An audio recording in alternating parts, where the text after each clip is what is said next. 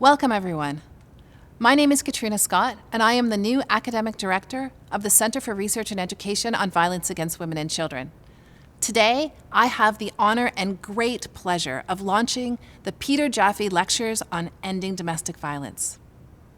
The Jaffe Lectures will run every year as an opportunity to bring people together to understand how it is that our closest relationships, the ones that we turn to for support and love, are also the ones where we are most likely to be abused and harmed. And to talk about what can be done to change this, to ensure that every child, teen, and adult, regardless of their gender, sexual orientation, culture, age, ethnicity, language, immigration status, ability, and other intersecting identities, have relationships that are safe and free from abuse. We have a ways to go. 30% of the violent crime that police respond to is intimate partner violence. Approximately every 6 days, a woman in Canada is killed by her intimate partner, and the rates of intimate partner homicide have been on the increase for 5 years in a row. Domestic violence is a primary concern or a complicating risk factor for over half of families involved with child protective services. Our children, when they go to universities and colleges, face gender-based and sexual violence in person and in online spaces. Domestic violence comes to work. When a person is experiencing violence at home, they are unsurprisingly more often absent from work, and they're less productive. The costs of all of this are substantial. Experiencing abuse is a risk factor for all mental health problems. It's associated with chronic health concerns, and it's related to earlier death. It's really no wonder that whenever economically minded people start to pull data together, they find domestic violence costs Canada billions of dollars. And these costs are not shared equally. It's a shameful reality that those who are already facing inequity in our society are also less protected against abuse and less able to access resources and help. The Jaffe Lectures that we're here for today are about what we can do to change these realities, to share information about the role that all of us can play. Which is why I'm so pleased to report that there are over 1,500 registrants for today's talk. And to all of you, I have a request. Gender-based violence should not be the fringe elective for people to learn about if they want. It should be core knowledge for all Canadians.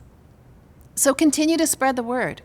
Get your coworkers, neighbors, family members, and friends, no matter what they do, to make this a date in their calendar for years to come. And now, to get us started, I wish to invite Mary Lou and Dan Smoke to help us open this space for our lecture today. Hey, bonjour. Bonjour. Asanyenes Kwayan Dejnakas, Makwadodem, Bachwanabe Dunjaba. My spirit name is Shooting Star Woman. I'm Bear Clan and originally come from Bachwanabe, Ontario, which is on beautiful Lake Superior.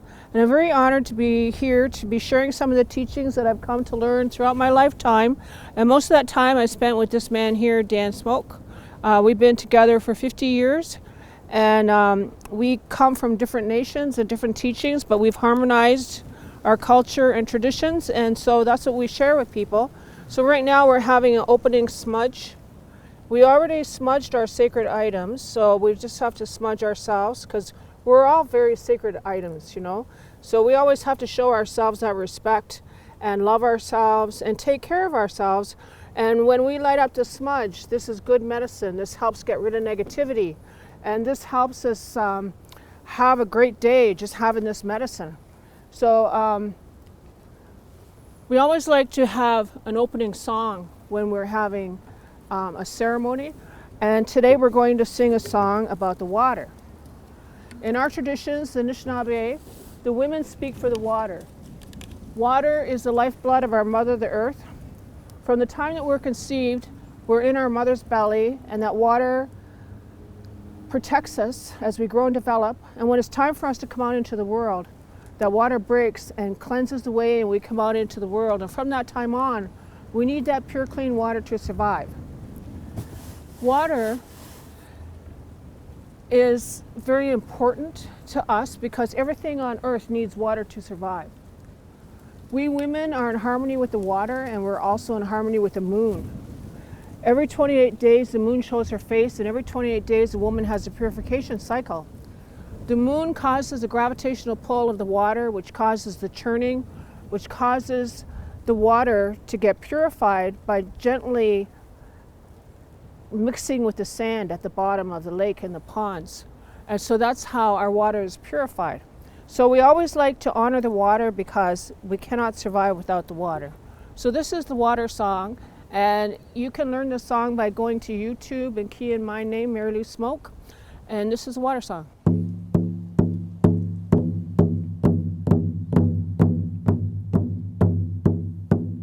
Wichita, do ya, do ya, do ya. Wichita, do ya, do ya, hey. Wichita, do ya, do ya, do ya. Wichita, do ya, do ya, hey. Hey ya, Tanea, hey ya, hey ya. Hey ya, Tanea, hey ya, hey. Hey ya, Tanea, hey ya, hey ya. Hey ya, Tanea, hey ya, hey.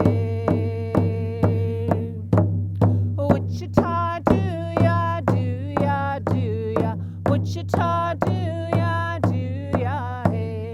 Wichita, do ya, do ya, do ya. Wichita, do ya, do ya, hey. Hey ya, Tanea, hey ya, hey ya. Hey ya, Tanea, hey ya, hey. Hey ya, Tanea, hey ya, hey ya. Hey ya, Tanea, hey ya, hey. Wichita, do ya, do ya, do ya. Wichita, do ya, do ya, hey. Wichita, do ya, do ya, do ya. Wichita, do ya, do ya, hey. Hey ya, Tanea, hey ya, hey ya. Hey ya, Tanea, hey ya, hey. Hey ya, Tanea, hey ya, hey ya. Hey ya, Tanea, hey ya, hey. Wichita, do ya, do ya, do ya. Wichita, do ya, do ya, hey. Wichita, do ya, do ya, do ya. Wichita, do ya, do ya, hey. Hey ya, Tanea, hey ya, hey ya. Hey ya, Tanea, hey ya, hey. Hey ya, Tanea, hey ya, hey ya. Hey ya, Tanea, hey ya, hey. Boom, Matakwasa. All right. And now my husband will say a condensed Thanksgiving address. Yes, Jimmy Gwetz Marilu, Nyawe, Sagwan Dizon, Migwetz Gijamanado, Bindagan, Mishomas. I'd just like to give greetings, give thanks for this beautiful Wanis Leo, this beautiful day that we've been blessed with in a good way to use on this very special historical day, the retirement of Dr. Peter Jaffe. You know, a man that has been devoting his life to this cause of violence against women and children. This is such a worthy endeavor to devote a person's life to, and so we're very proud to know him, and he knows our good friend Claudette. Been a long-time ally, long-time friend. So I just want to begin with Nyawe Sagwan Dizon, Senio, e Squatahas, Kikontanwa, Quahase, Jawise Dotaqua, Oskada Nagohas, Oyida Hanahas. Grandfather, grandmother, hear our sacred thoughts, hear our sacred prayers as we come and give greetings, give thanks for this beautiful day. We want to acknowledge, as we bring our good minds and our good intentions into this opening ceremonial protocol for this program that you are going to be partaking of today on this special day, December the 6th, 2021. I just want to acknowledge the water. Mary Lou spoke a little bit about the water with that water song. The water is the lifeblood of Mother Earth. Again, it's a feminine, sacred element of life that all creation needs in order to survive. And so the water is still following her sacred instructions, and she's still taking care of all life, every form of life. We also want to acknowledge her relative, Mother Earth, that other feminine sacred element of life that all creation needs in order to survive, Mother Earth. All the life that lives in her, all the life that lives on her. The crawlers, the four-leggeds, the two-leggeds, the plants, the medicines, the rocks, the minerals, the trees, all the life that lives in the trees, all the life that lives on the trees. They are all part of an interdependent, interconnected, related life support system that continues to take care of our Mother the Earth. And our Mother the Earth is also still following her sacred instructions, for nothing would survive without her. Grandfather, grandmother, so be it, in our minds. We also want to acknowledge our Father Sky. Our Father Sky is grandfather's breath that breathes that life into all creation. And he continues to do that every single day, because nothing would survive without our Father Sky. And he's still following his sacred instructions, grandfather, grandmother, so be it, in our minds. We acknowledge our eldest brother, the sun. Our eldest brother, the sun, represents fire. And every day he travels from the eastern door across the sky to the western door. And when he shows his face to us, he provides us with heat and he provides us with light, which we need in order to survive. Nothing would survive without our eldest brother, the sun, who's still following his sacred instructions. And earlier this week we did the full moon ceremony. This is the, what moon is it? The freezing. The freezing grandmother moon. And this grandmother moon follows a rhythm, and she shows her face every 28 days. And when she does, she provides life and she takes care of all female life. And she continues to, as Mary Lou said, she takes care of the water. She purifies and recycles the water, the lifeblood of our Mother the Earth. For she is still following her sacred instructions, because nothing would survive without her. Grandfather, grandmother, so be it, in our minds. We also want to acknowledge our relatives, the stars. Our star relatives remind us when it is time for us to conduct our ceremonies of Thanksgiving. Our Creator told us that whenever we want a form of life to come back, propagate, come back, and we want it to have a nice strong gene pool, then all we have to do is give thanks. That's all we have to do. And we strive to do that each and every month throughout the year. Grandfather, grandmother, so be it, in our minds. We also acknowledge the thunder beings, the thunderers who wake up, shake up creation when the next cycle of creation is about to begin. And that's always accompanied by the maple sap, the running of the sap, wata and natig. We always acknowledge that this is medicine, medicines for our mind, body, and spirit, to help fortify our blood with all those organic chemical elements of life, like magnesium, zinc, iron, and 54 other different ingredients that comes from Mother Earth. And we're supposed to drink a glass of that to fortify our blood so that we can go out there and prepare the lands for the harvest and prepare the lands for the hunt. So we have to do that and get ready to do that, because that's the next cycle of creation. Grandfather, grandmother, so be it, in our minds. We also acknowledge the four protectors who look after all spiritual matters. They look after all the spirit helpers, all the angels, all those forms of whatever you believe in, whatever your faith and your belief is. That's what we ask you to believe in, because that's your higher power. But we always acknowledge, grandfather, grandmother, that the Creator, Sagwayon Dizon, Kijamenedo, has put everything here for us in order for us to survive. We don't have to leave this Great Lakes watershed to go anywhere else, to go and survive someplace else, because everything that we need is right here in this Great Lakes watershed, and we know that. So you don't see us traveling off to outer space. You don't see us traveling across the oceans. We know that everything's right here. So we stay right put here, and we take care of the land, and we have great reverence for creation and natural law right here, grandfather, grandmother, so be it, in our minds. So in the spirit of our ancestors, all my relations, Daneto, hai hai. Omatakiwasa. Miigwech. Aho. Thank you so much for opening up our space. And now, I'd like to introduce our speaker for today, Peter Jaffe. Peter's life's work is extraordinary. To name just a few of his many accomplishments, Peter was a founding member of Canada's first Domestic Violence Death Review Committee through the Office of the Chief Coroner. He was a lead faculty member in developing and implementing judicial education in the U.S. on domestic violence. He was a founding member of CREVAC, our center, and then later, as its director, he took it from a relatively small place to the go-to location in Canada for information on ending abuse. His work was a foundation for major reforms in legislation, such as recognizing children's exposure as a potential factor in defining children in need of protection within child welfare laws, and recognizing domestic violence as a factor to consider in determining children's best interests within child custody hearings. In 2009, Peter was named an officer in the Order of Canada by the Governor-General for his work preventing domestic violence in the community.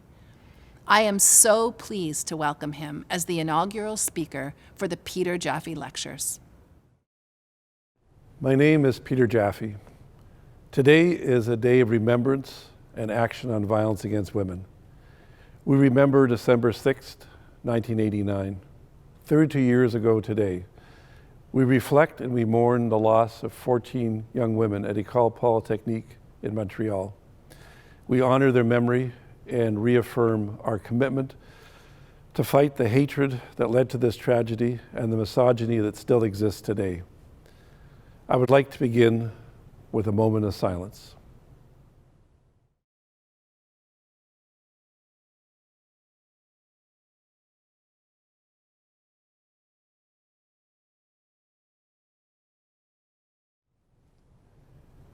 In 1989, after the events at École Polytechnique, the federal government launched a series of national studies and a series of national hearings to address the issue of violence against women.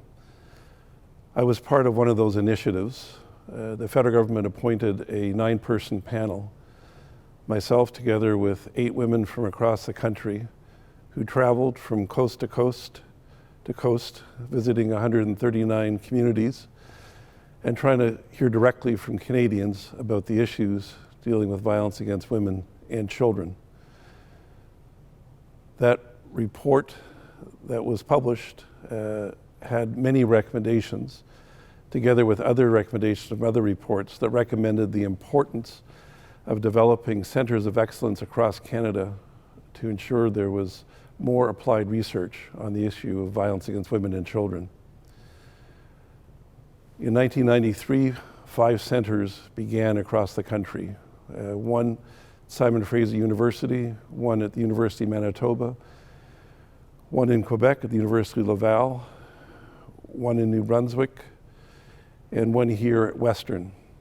The Western Center began as a collaboration with Western, Fanshawe College, and the London Coordinating Committee to End Women Abuse. I was there at the beginning as a board member, and I was proud to have been the academic director of the center since 2005, until Professor Katrina Scott took my place as I moved into semi-retirement. Together with the leadership of my colleague Barb McQuarrie, our community director, and Linda Baker, our learning director, we worked together with many dedicated staff and students, as well as collaborators across Ontario and across Canada, to make the center an outstanding contributor to emerging knowledge on these issues and a major part of social change. When I moved into semi-retirement, I was honored to have a speaker series named after me and asked to be the first speaker.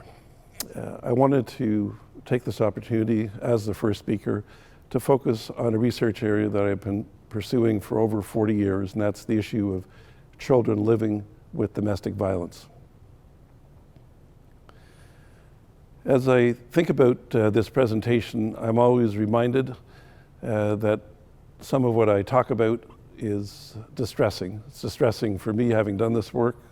It's distressing for people working in the front lines. It's distressing for individuals who've lived with violence in their families. Whenever I do presentations and I check with audiences that I'm presenting to, I found over the years that about 40% of people have firsthand knowledge of abuse in intimate relationships, growing up with witnessing violence in their childhood or experiencing abuse firsthand. About 20 to 30% people have experience with a friend or family member who they've tried to support. And another 30% of individuals can't believe that anybody in a family would ever hurt somebody else in that family. So whenever I present, as I'm presenting today, I always think of myself as presenting at least 3 or 4 different kinds of audiences. And I just start at the outset by reminding us that these issues can trigger people in different ways, and want to make sure you all look after yourselves as you listen to this presentation. I want to start at the beginning in talking about the work on the research that I've been involved with. And whenever I say the words, let me start at the beginning, usually one of my 4 sons or all of them run out of the room because they're worried I'm going to go back to the ancient days of the Romans or the First World War to talk about the context of our work. But I'm not going back that far. I'm only going to be going back maybe 50 years. I always start with this picture that many of you may have seen before. I often get complaints that people have seen it too many times. But this picture is an important touchstone in my life. This is my first job working directly on the issues of domestic violence. 48 years ago, I was hired by the London Police Service. In those days, apparently it was called the London Police Force. Now we call it the London Police Service. I was hired as a family consultant. The police chief at that time believed in prevention, and he noted that family violence calls were second only to motor vehicle accidents as the most common request for police services. There was 5 of us with mental health backgrounds. We worked around the clock. We had an unmarked police car and a police radio. We were car 75, and our job was responding to domestic violence calls. The police attended the scene first, arrested people, which was rare in those days, removed weapons, and then our job was to counsel the victims, potentially the perpetrators, and the children living with domestic violence. It was a very innovative program and the only one of its kind in Canada, but it was a program that really got me in the deep end of thinking about the issues about domestic violence and family violence. Back in those days, and we're talking about the 70s when we started to do research around these issues, just to put this in context, there were no shelters for abuse victims. They were only beginning. There was some service beginning to be advocates for abused women without having to seek residential services. There was very few charges laid. In those days, in the 70s, 3 out of every 100 cases led to police charges. And actually, London was the first community in Canada that had a formal policy that the police had evidence, reasonable probable grounds that an assault took place, that they were required to lay criminal charges. It was no longer up to the victim to pursue these charges on her own. Back in those days, we used to ask the same questions over and over again. Why did women stay? What did they really want? Actually, we answered the question, what they really want, because we did a survey of hundreds of women across our community in London, Ontario, and asked them when they called the police, what did they want from the police? Well, the first thing they said, they didn't want to be treated like the problem. They wanted to be acknowledged for their victimization. They didn't want police to say to them, what did you do, as if somehow they started the conflict. Their 2 major priorities was that they wanted to have help for their partner. Most women had very few plans about leaving their partner. They just wanted the violence to stop, and they wanted him to get help. And they also asked questions about their children, because women began to recognize not only the impact of the violence on themselves and their partner's behavior, but also the impact on the children. And actually, some of the first research in this area in the late 1970s and early 80s suggested that women often stayed for the sake of the children, and actually women finally left for the sake of the children, as they started to think about the impact of the violence on their children. What about the children? Well, we recognized in some of our early research that living with domestic violence was harmful for children. And I want to just pause for a moment here because everyone has different terms. I tend to use the word domestic violence because I've sort of grown up in my work with the police and the court system, and domestic violence was often the formal word. Family violence is a much broader term, and it deals with all sorts of violence that happens within the context of a family, including including child abuse. And family violence is now enshrined in our Divorce Act as something that judges have to consider in terms of the best interests of the children, looking at all forms of family violence. Besides domestic violence, people often talk about intimate partner violence, and that's words you often find in the research as well. More and more now I'd say in the last several years, we focus more on gender-based violence. And again, even talking about gender-based violence, I gave a presentation as recently as last week to the medical school, and one of the students said, well, why don't you call it what it is? Why don't you call it male violence against women? And I said, that's fine. The reality is that all of us use different terms, and I tend to revert back to domestic violence, but there's many terms that are suitable. When I talk about this issue, one of the first questions I get asked in any presentation is, what about the men? Because as we start to talk about male violence against women and what children are more inclined to be exposed to, people say, what about the men? Aren't men abused? And I want to be very clear that when we talk about violence that takes place in intimate relationships or within families, men can be victims, women can be perpetrators. There's violence in same-sex relationships. So we recognize when we talk about this topic, we're talking about all forms of violence that may take place in families or all forms of violence that may take place in intimate relationships.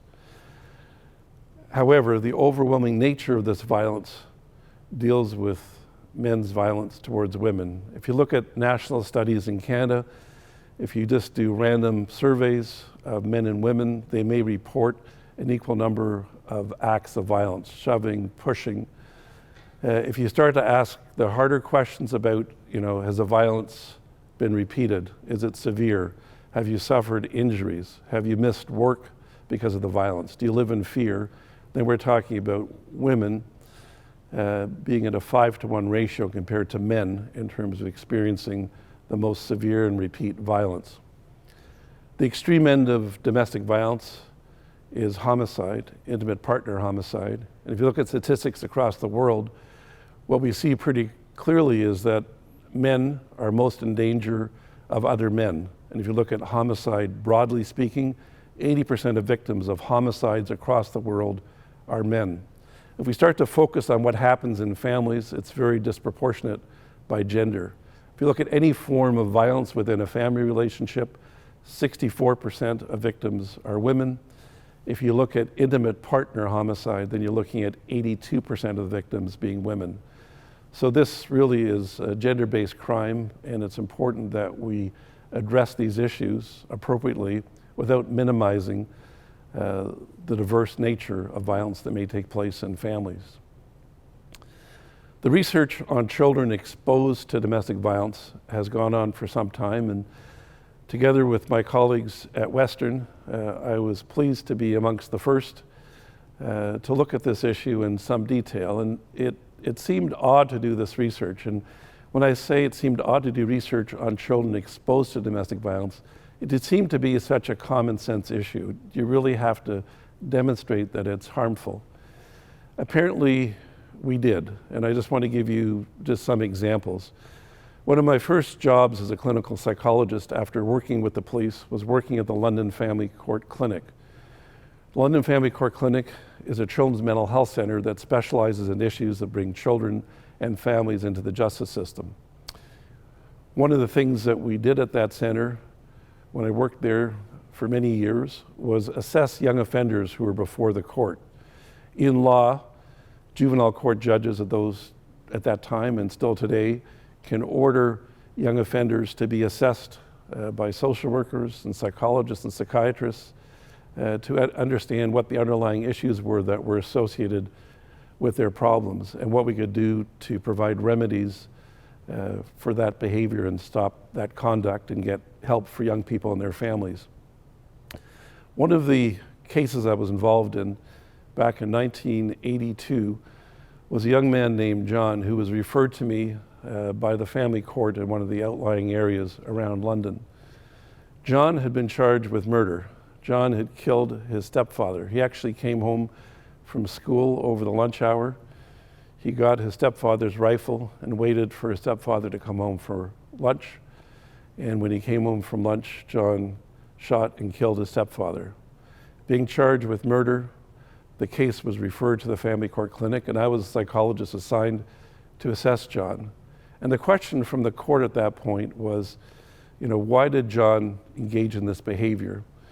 And was John a danger to society? And what do we need to do to protect society from John? And pretty soon, in doing that assessment, the question to me became, what should society do to protect John and John's sister from the many years of abuse they'd suffered? It was a fairly straightforward case. Unfortunately, it was straightforward because the police already had lots of records. The Crown Attorney had records of prior assaults by John's stepfather on John's mother. There was also allegations of abuse directly on John and on his sister. And John got no support from the community. The domestic violence wasn't taken seriously. He worried about his mother's safety, he worried about his sister's safety, and eventually took the law into his own hands. And again, this is not something that I condone or support, but this was a reality for John.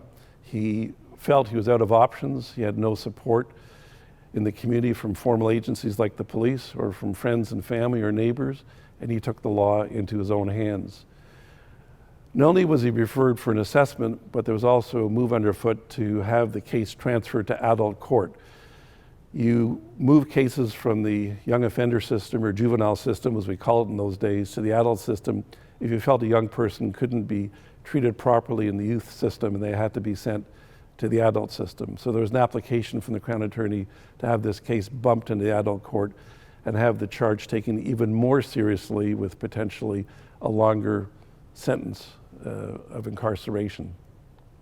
Again, for John, his outcome was positive in terms of the court eventually recognizing the impact of years of living with violence, and appropriate interventions were provided for John dealing with his trauma. Appropriate counseling was put in place, and he was never incarcerated beyond the initial period when he was kept in detention awaiting a court disposition.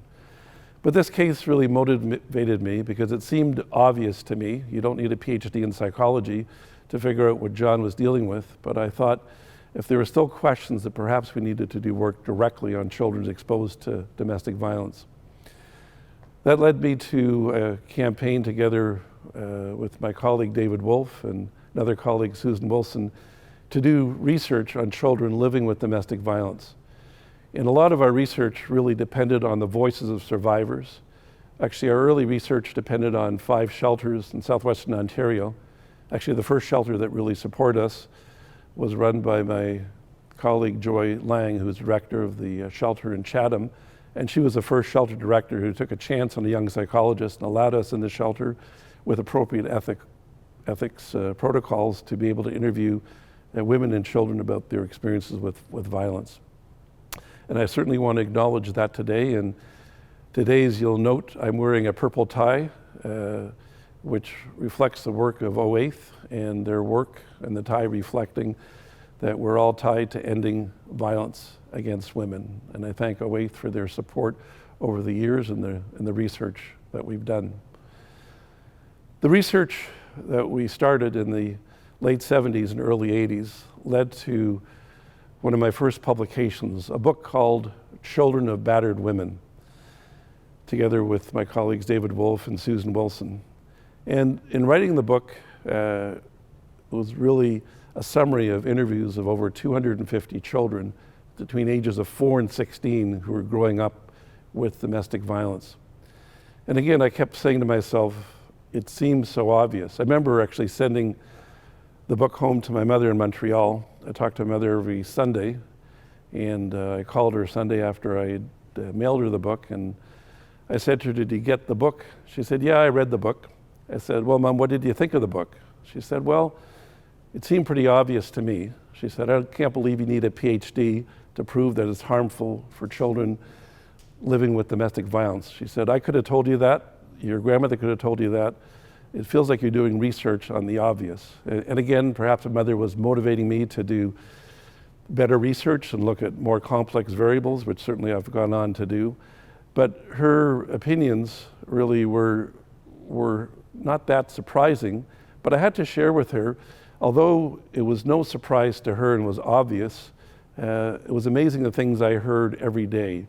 I heard things from lawyers, from doctors, from judges, things such as, well, domestic violence is adult violence. The children weren't affected. The children weren't home. The children were asleep. The children didn't understand what was going on. And one of the things I heard often, and I heard this too many times, but I heard it once in court when I was talking about the impact of domestic violence on two children. And the judge, family court judge, turned to me at the end of my testimony, as sometimes they do, to ask their own questions after the examination in chief and cross-examination. And the judge looked at me and said, "Doctor, I don't understand. He never laid a hand on the children." And I said, "Your Honor, with all respect, you don't have to lay a hand on kids to hurt them. Growing up in a climate of fear and terror is itself a form of emotional and psychological abuse. And certainly now we all recognize that, but it's certainly an ongoing struggle to recognize how this research has developed and the lessons we should know in 2021. There's no excuse for ignorance in 2021 because there's been so much research, and we have to stop asking those questions and making comments like this is an adult issue and the kids weren't affected. Today, as we reflect on December 6, 1989, we ask many questions. We ask, what are all the factors that create hatred against women? Where does it come from? And obviously, there are complex answers. Obviously, most of us now accept an ecological approach. We recognize that we're influenced by society as a whole. We're influenced by our communities. We're influenced by friends and family, neighborhoods, workplaces, attitudes, beliefs that surround us. But the major socializing unit for most children are their parents. And what's interesting, if you look back at the history of the perpetrator of this horrific violence going back to December 6, 1989, the perpetrator grew up with horrific violence. He was exposed to violence over and over again. He was badly abused. He suffered child abuse. And in particular, on the notes from his mother and many of her public presentations over the years, she noted that often he would have to watch his father beat her. Not only did he have to watch the beatings, but while he was watching the beatings, he was told, this is the way you're supposed to treat women. So again, it's an important reminder, although there's many factors, certainly one critical factor is what you grew up with in your family of origin and the messages you get repeatedly over time and how that connects to December 6th and the things we reflect on, the ways in which we want to change society. I want to share with you the time I have with some of the major research findings on children exposed to domestic violence, and also look at some of the implications of that research for policy, practice, and legislative reform. When we talk about children exposed to domestic violence, we have used the term exposed because for years now we thought the word witness didn't really reflect children's reality. Initially, we used the words children who witness violence, and people thought children had to be an eyewitness to the violence to be affected, or we thought somehow the children were going to become witnesses in court.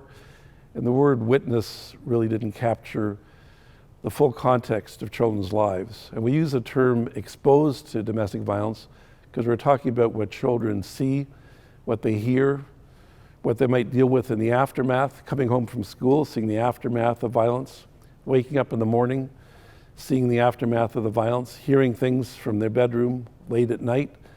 So exposure is much more holistic and much more accurate. And we now know that children may be affected in a variety of ways, and they're affected at every age and stage of development. And these are very important considerations. Reflecting on these issues, sometimes a picture is worth 1,000 words and a brief video is worth 10,000 words. And I thought I'd share with you a brief video which really captures children's experiences. This is a Hollywood version of what may happen with children exposed to domestic violence. It's from the movie Pay It Forward. As you watch this clip, I want you to focus on the fact that in this movie, Trevor, who's living with domestic violence, doesn't see a thing, but he hears an awful lot, and he deals with the aftermath of what's going on. And to give you some context for this, the movie Pay It Forward deals with Helen Hunt as a victim of domestic violence. The perpetrator is played by Bon Jovi, and they have a marriage with repeated separations. They're back together again. She's giving him one more chance. She hopes the violence ends if he stops drinking. So this is a trial reconciliation. They're living in separate bedrooms. And I want you to reflect on the impact of domestic violence on Trevor, their son, and also the level of coercive control that you'll see in this clip.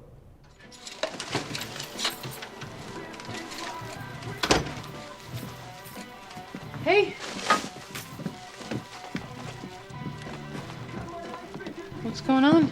What's going on? What's going on? What are you doing? What's it look like I'm doing? What are you putting in my room? I had an agreement. Everything you talk, all right? My son won't talk to me. He won't even look at me. What the hell did you do? Turn him against me, I huh? didn't do anything. I told you I wasn't gonna make him talk to you. Go get a job. What am I supposed to use for a car, That's huh? the bus. That's what I do. Yeah, that'll be the day. Ricky, you can't stay in this room. Look, this is our room, baby, okay? This is our house. This is our bed. You've been drinking. Kiss me. Stop it. Stop it. Stop it.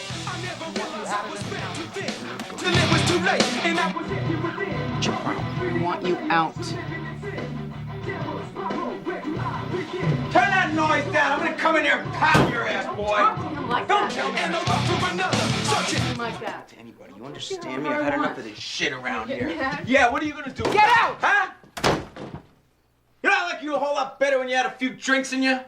You want me out of the house? I'm out. Sorry.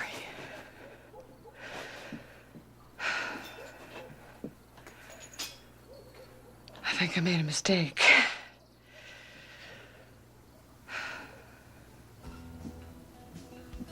Everybody makes mistakes.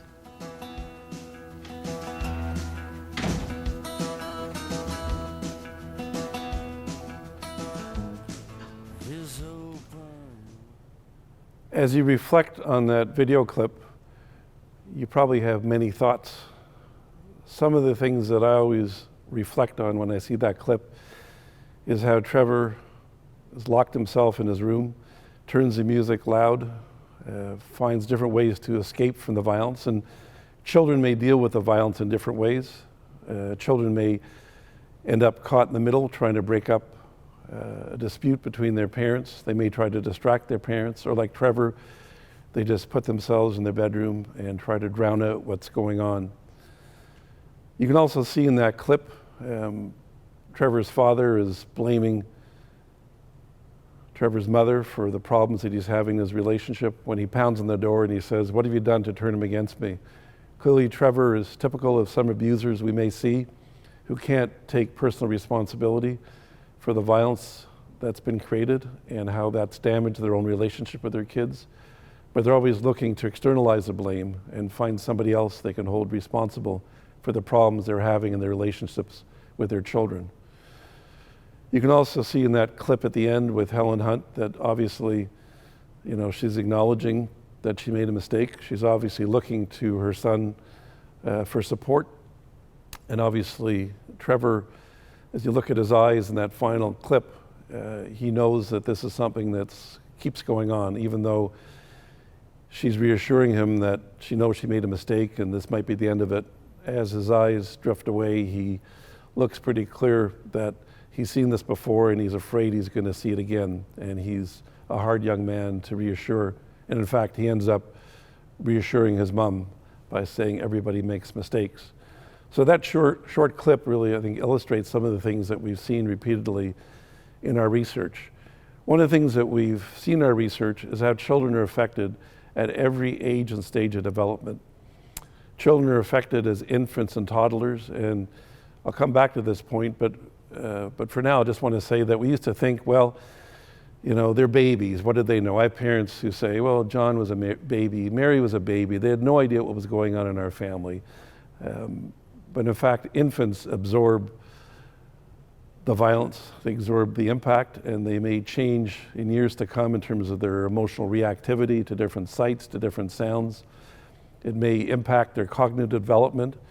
There's actually been research done with twins who were separated at birth, live in very different environments. The twins who grew up with domestic violence show lower cognitive development, show lower IQ scores because of exposure to violence. And what the researchers talk about is children exposed to domestic violence feel more insecure. They don't explore their environment.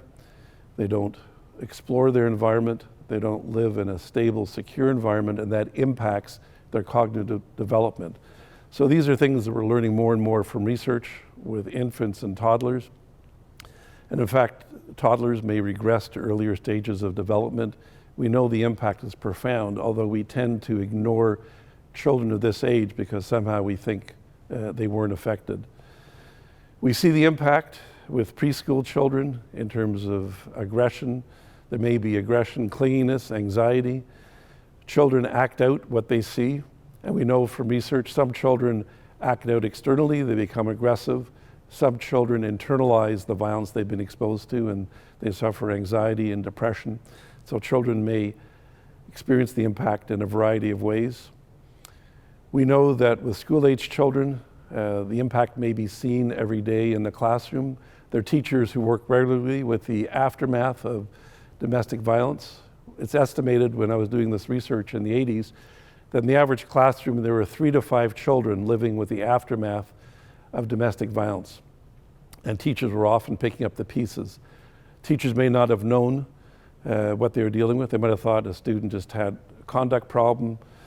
They were tired, they weren't attentive, they had ADHD. Teachers may not have recognized that children were dealing with the aftermath of domestic violence in their home. And actually back in the 80s,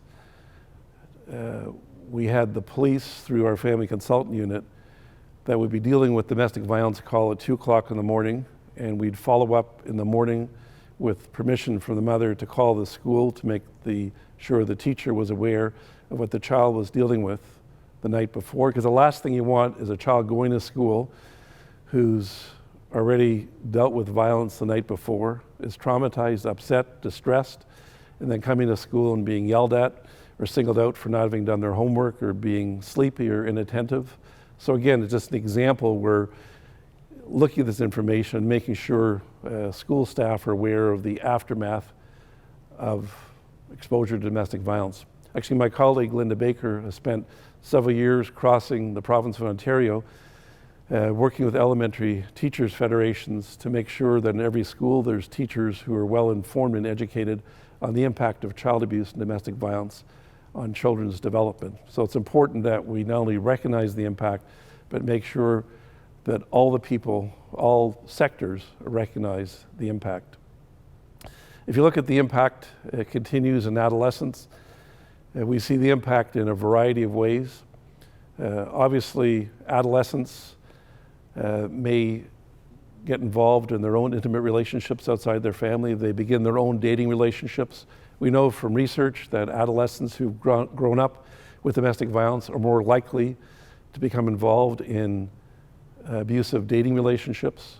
We know girls who grew up with domestic violence are more likely to condone domestic violence in a relationship and not seek help because they see that as part of what love is, part of what relationships are. So it's important to look at how adolescents are affected in a variety of ways. Some adolescents medicate themselves through drugs or alcohol. Some adolescents run away from intolerable home conditions. Actually, a study done of homeless youth in Toronto found that the majority, number one reason that teens ran away from home was related to exposure to violence at home, either exposure to their parents' violence or direct child abuse. So it's a major form of ways in which teens may put themselves at risk. So it's important to recognize how children, as they become teenagers, are affected and how this continues to affect them. And what's another important thing with teenagers is by the time students in our school systems are 14 or 15 years of age, they're 5 times more likely to disclose the violence they're experiencing at home or in dating relationships to their peers rather than an adult in authority, which makes it really critical that this information is not only known by teachers, educators, all sectors, but it's also important that that information is known by their peer group, because even if children aren't growing up with violence themselves, their best friends, their peer group may be growing up in violence and may look to them for support and understanding. As we look at these issues, a couple things I want to single out. Across child development from infancy through to adolescence, it's important to recognize that one significant symptoms that children may suffer are related to post-traumatic stress disorder. Actually, my colleagues in the US, thinking of Peter Lehman at the University of Texas in Arlington and Sandy Graham Berman, who is the University of Michigan, both did research on children exposed to domestic violence and found that 40 to 60% of children exposed to domestic violence qualified for a diagnosis of post-traumatic stress disorder. And again, when you think about that impact, how that impacts them and continues to impact, and how that undermines them in terms of their school success and participation in the community is very significant. And obviously the need for appropriate interventions both at school and also from mental health professionals. Back in the old days, we used to do workshops for children's mental health centers about the importance of having information about domestic violence as a normal part of intake screening with children referred to children's mental health centers. And I still remember a meeting back in the mid-'80s when we were encouraging this, and a director of an agency actually said to me, we don't really want to ask questions about that because we're not sure what to do if they say yes.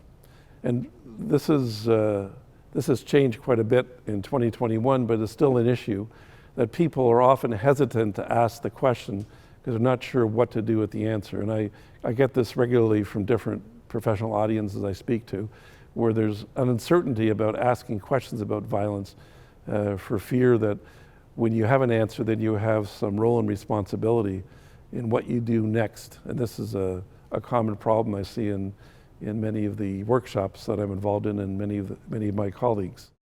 To illustrate some of the points related to trauma and also to emphasize the point about exposure to domestic violence impacting infants and toddlers, I want to play a brief video clip that comes from colleagues in the US, in particular Bruce Perry, who's a psychiatrist and a neuroscientist who's done extensive work looking at the impact of domestic violence on brain development.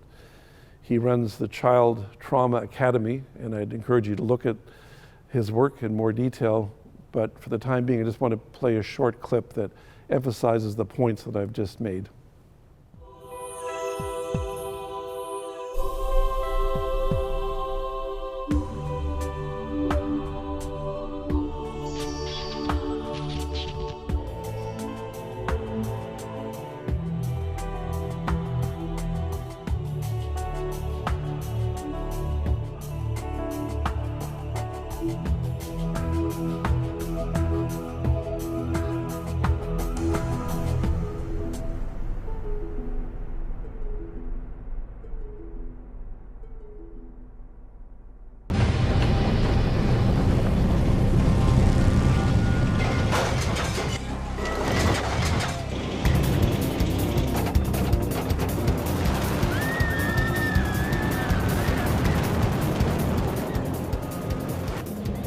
Because of the way the brain works, you will always remember your very first roller coaster ride. Storing these new experiences is one of the brain's main jobs. In fact, your brain creates a mental blueprint of every new experience you have. A blueprint for any new touch is stored in one part of the brain. A blueprint for any new sound in a different part. And a blueprint for any new sight in still another part. But as powerful as that first roller coaster ride was, it can't compete with the lingering effects of your brain's earliest experiences. Although you have no conscious memory of this part of your childhood, it is these very first experiences that literally become the building blocks for your whole life. Unlike other organs, the brain is undeveloped at birth, and it is waiting for experiences to shape how it will develop. The amazing thing about the human brain is that the younger you are, the more sponge-like your brain is, which is the reason that children in 3 years can learn language, can learn to walk, can do all kinds of incredible things. But the very same biological sponginess that allows us to rapidly acquire language is also the same sponginess that makes young children more vulnerable to trauma than older children. We have the opportunity to do police ride-alongs to a domestic violence situation, and so this was actually the first call I ever rode along. It was dinner time, and they were having spaghetti for dinner. It was dripping down the walls, the kitchen table was overturned, and we had 3 children in the household. Looking at this whole situation at the time, we said, no evidence of physical harm, the kids are fine. We learned differently, of course. The boy in the corner was classic behavior that we see with kids who have had chronic exposure to violence. The video, I think, makes the point better than I can in terms of the dramatic impact on infants and toddlers living with domestic violence. And again, they're often misdiagnosed when they come to school. They may be suffering from post-traumatic stress disorder, but if you're traumatized when you're 6 weeks of age, 6 months of age, before you have language, you can't encode those memories. So when your teacher asks you in kindergarten or in grade 1 why you're so upset, why you're so distressed, you can't say, well, when I was young, I was living with domestic violence, because you don't have those memories to encode. And in fact, parents may not share that information with the school. You might be diagnosed as having attention deficit disorder and be given medication for that, when in fact your challenges really relate to living with domestic violence. So it's important to understand how children are affected at every age and stage of development. Beyond trauma and beyond brain development, it also impacts children's views about relationships. In some of our early research on children living with domestic violence, we asked children outright, is it okay for a man to hit a woman? And these are some of the most common responses we got that you see on the slide. Kids would say, no, you're not supposed to hit anyone, except the woman doesn't do as she's told.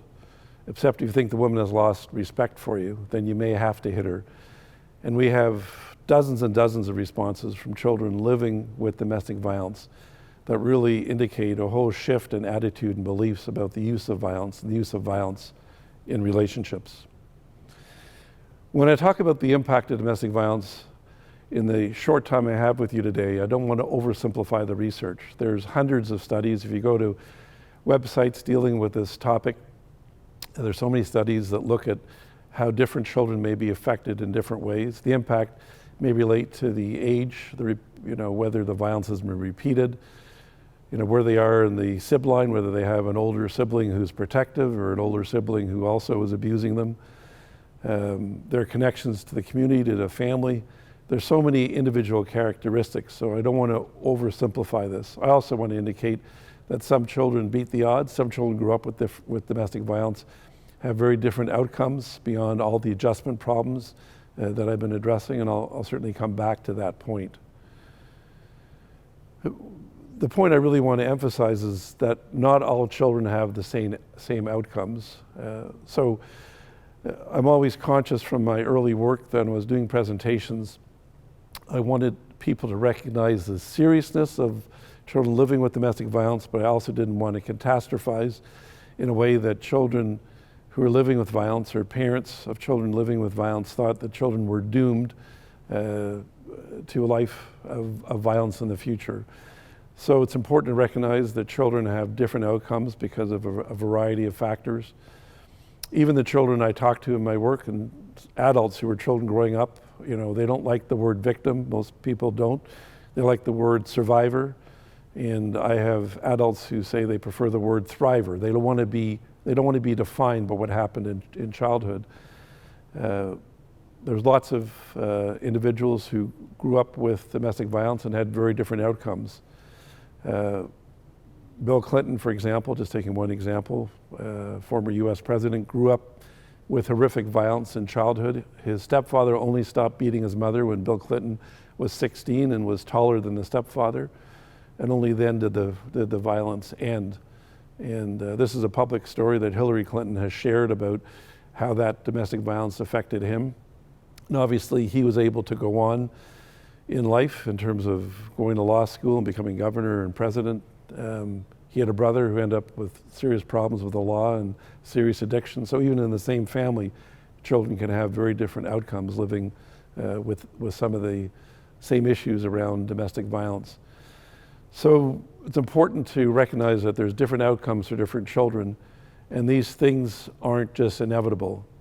Some things we can change, and I want to focus on some of those factors related to resilience, because they should influence what we do in different sectors in the services we provide for children living with domestic violence. And again, our motto, there's a major study in the US on this, and they concluded their study with these 3 words: protect children from violence; heal, make sure children have opportunities to heal from the violence; and thrive, create conditions where children can go beyond healing and thrive in terms of their future development.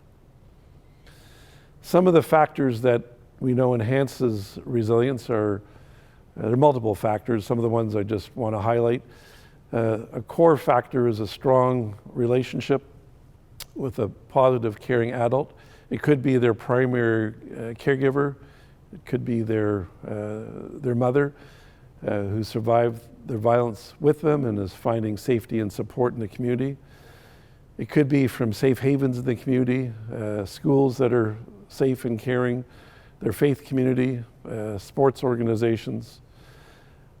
Children may have different outcomes related to their temperament, special skills they have in terms of being athletic, artistic, musical, whatever the outlets they have that help them succeed and get positive attention.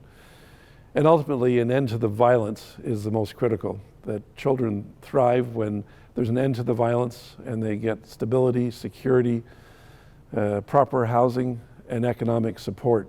And often I do presentations to judges and lawyers. When I talk about this slide, I often say, you know, this is not just about research that psychologists are doing about children's resilience. These are things that have direct implications for what you can do within the court system to provide security, stability, economic support for children living with domestic violence. One of the things that we've known in our research is that it's important to look at domestic violence and family violence from an intersectional lens. And again, I would say that in the early research, it often pains me to look at old publications, and I'd rather you didn't, because the old publications don't capture the reality of children's lives. I think we saw the world in more simple terms, and certainly in the last 30 years, we've talked more about recognizing intersectionality and thinking about inequality and the context of different families' lives, individuals and families. And I have to thank my colleagues Barb and Len and also Linda over the years. I used to think in intersectionality was looking at the worst intersections in London, corner of Oxford and Richmond, where there was the most accidents.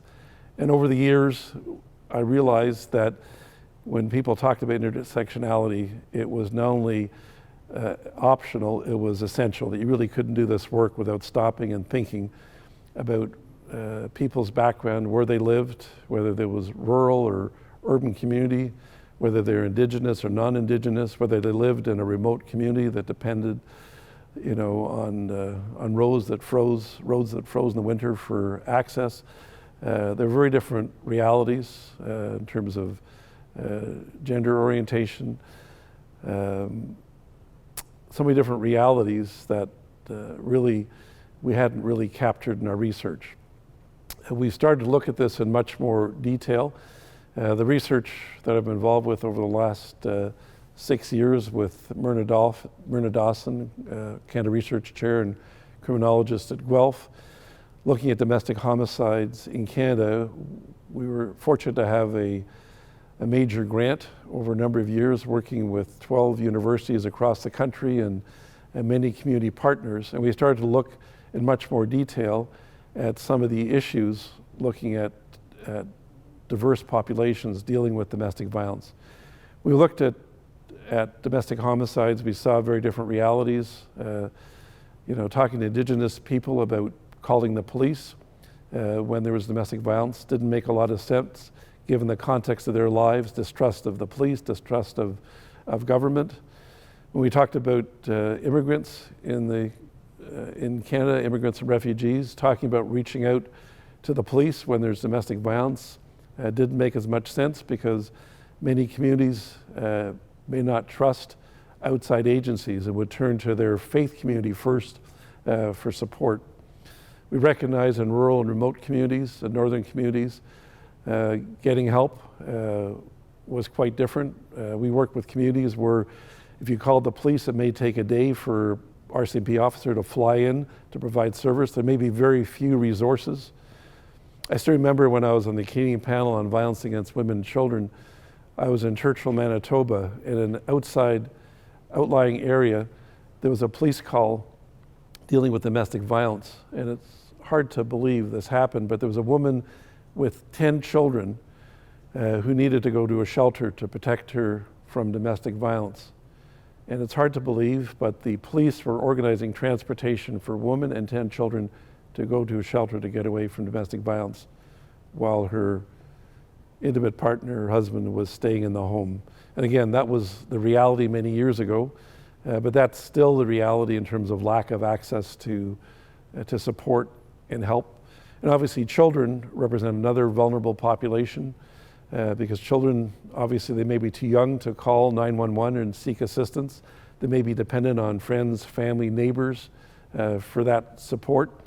And children, as they get older, may often think twice about whether they should call the police. If they call the police, will somebody think they're living in an unfit home, and then child protection will come over, will take over, and they'll be removed from their home and put in a foster home. So there's so many implications that children may think through as they think about reporting domestic violence to the police or to their teacher or disclosing this to any adult in authority.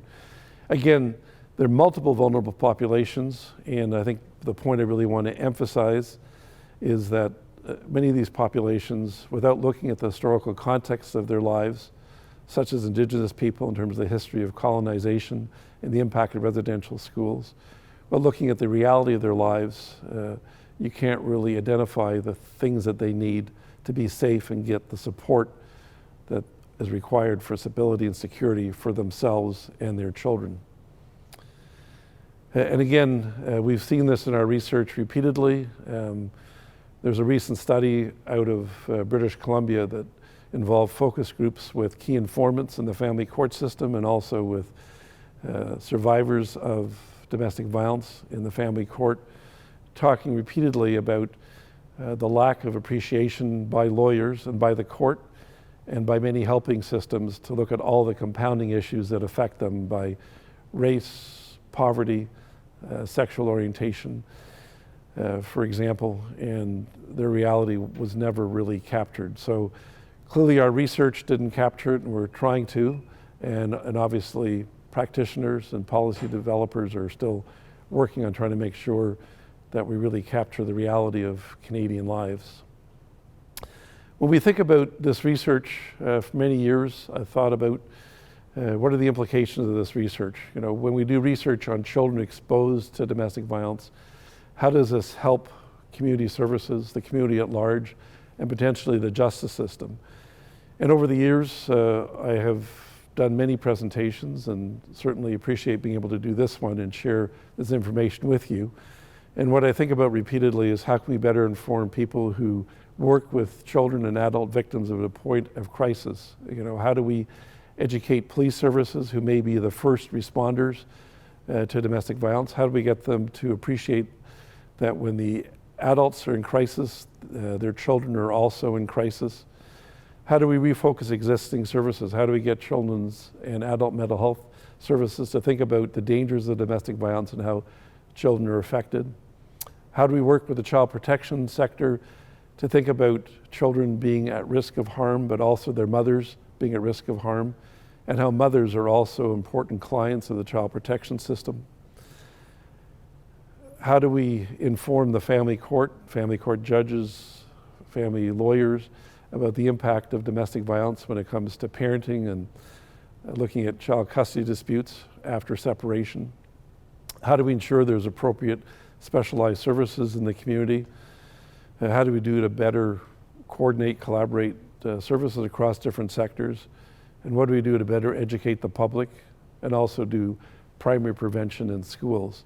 So I wanted to just highlight some promising development as just some examples, so I leave you on a more positive note today. So not only thinking about the harm that children experience, but also thinking about some of the ways in which society has changed.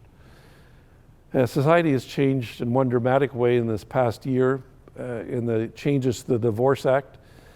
The Divorce Act and corresponding provincial and territorial legislation that deals with separation now recognize that family violence can take multiple forms. Traditionally, when we heard the words family violence, we thought about physical violence. We thought it had to be a violation of the Criminal Code of Canada.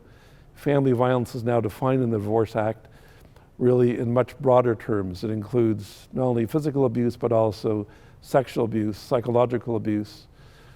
It also includes financial abuse and ultimately coercive control. So it deals with a whole pattern of behavior over time, not just an isolated incident as to what happened at one point in time. We also know that the Divorce Act now recognizes harm to children. It's not children being victims of child abuse directly, physical abuse and sexual abuse. It's also children exposed to domestic violence, exposed to family violence, and dealing with the aftermath of that violence. Being exposed to violence in ways that engender fear in children. And these are critical issues that are now actually enshrined in our legislation. We also know that things have changed quite dramatically in the court now recognizing children's voices. Children were not seen or heard when we did this research. One of our first studies, going back to the early 1980s, we asked children if anyone ever talked to them about the violence in their family. And 80% of the children said no one ever asked them about what was happening. Children actually told us they often didn't tell their own parents. Actually, when we interviewed parents, about the vast majority of parents would say to us the children were asleep, they were away at a friend's house, they didn't know what was happening, they were too young, they didn't understand. When we talked to children, about 85% of the children could give us detailed descriptions about what transpired in their families. So there's a real gap between what parents thought children knew and also what professionals in the community knew or ought to have known about children living with domestic violence.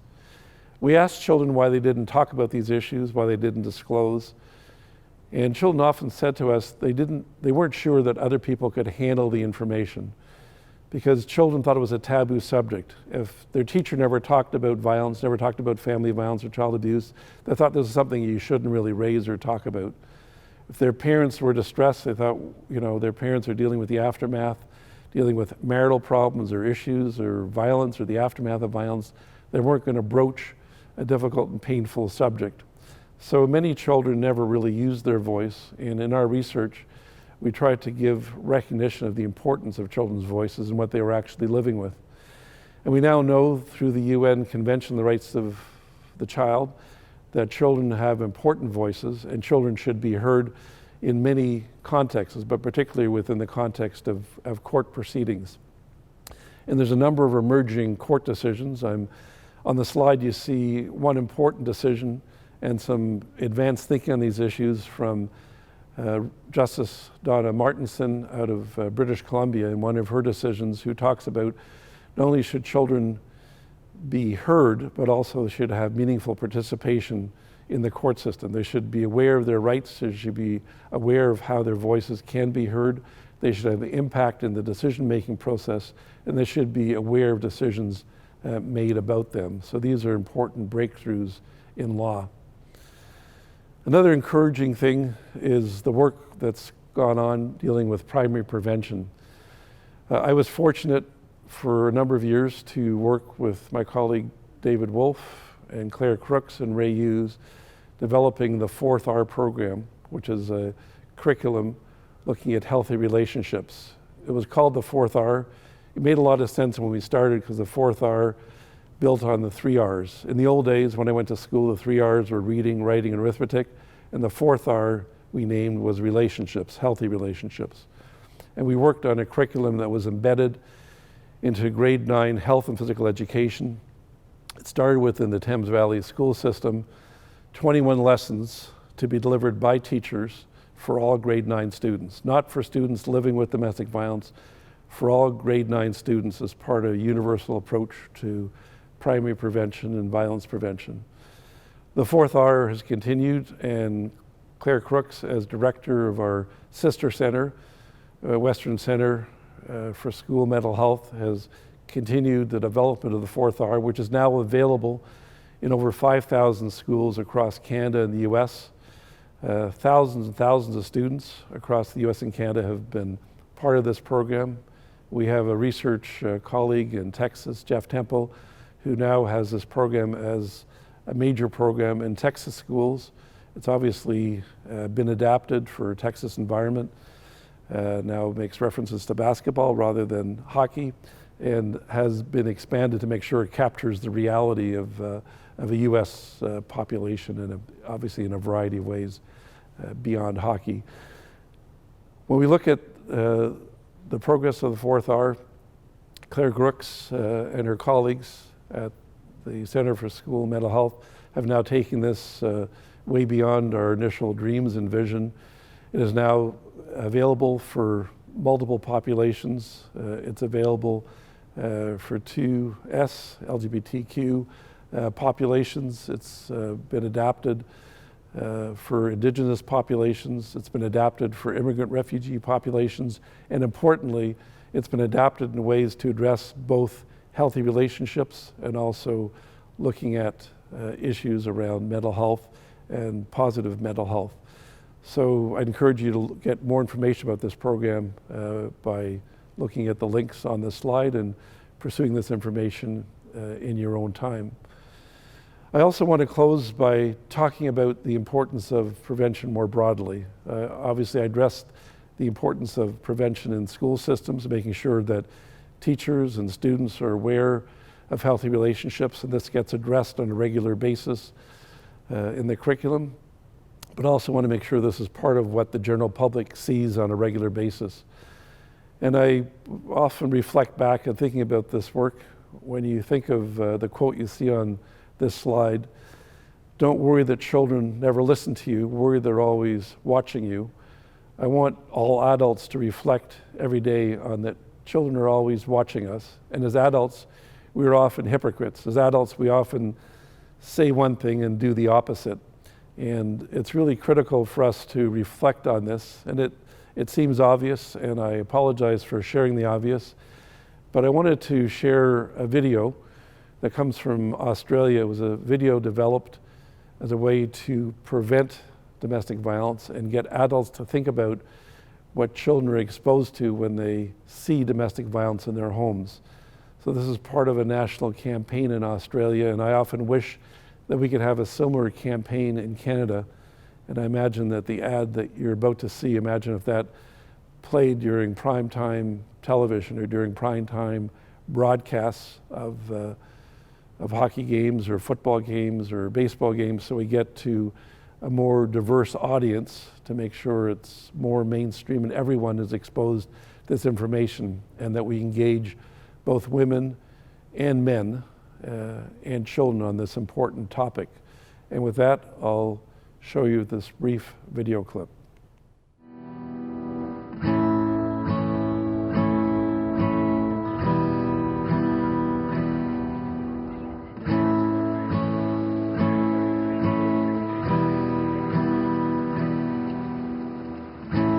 Looks like rain again today. Dark clouds gather and fill the sky.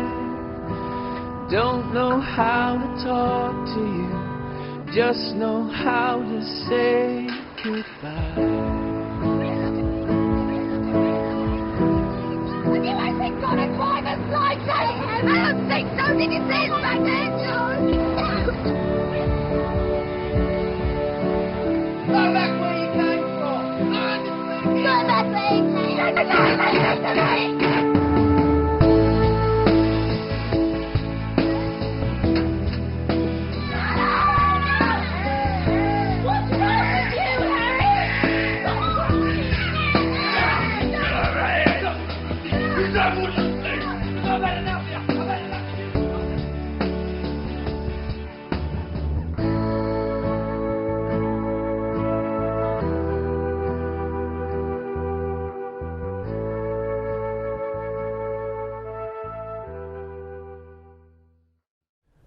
I hope that public service announcement made sense to you in terms of the important messages, and imagine sharing this and updating those kinds of messages I think are really critical, because obviously working on preventing the next generation of perpetrators who are violent and victims who are victimized by these perpetrators. We think about how much violence takes place in our society and how much of it begins at home and how much it influences children at an early age.